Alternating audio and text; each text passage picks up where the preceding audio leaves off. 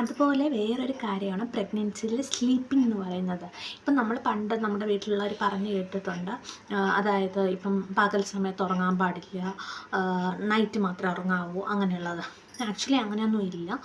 Day ടൈമിൽ നമുക്കൊരു 20 to 30 minutes വരെ എന്തായാലും നമുക്ക് ഒന്ന് റെസ്റ്റ് ചെയ്യാമെന്നുള്ള ടൈമാണ്. നമുക്ക് ഉറങ്ങാൻ കുഴപ്പമില്ല. നൈറ്റ് നമ്മൾ 8 to 10 hours വരെ ഉറങ്ങണം എന്നാണ് പറയുന്നത്. കാരണം നമ്മൾ ഈ പ്രഗ്നൻസി ടൈമിൽ നമുക്ക് പ്രോപ്പറായിട്ട് സ്ലീപ്പിംഗ് അങ്ങനെ കാണത്തില്ല. അപ്പം നമ്മൾ 8 to 10 hour വരെ നമ്മൾ പ്രോപ്പറായിട്ട് കിടന്ന് ഉറങ്ങുക തന്നെ ചെയ്യണം. അതുപോലെ ഡേ ടൈം ആയാലും നമുക്ക് 20 to 30 minutes നമുക്ക് ഒരു വിഷമവും വിചാരിക്കാതെ കിടക്കാം കേട്ടോ.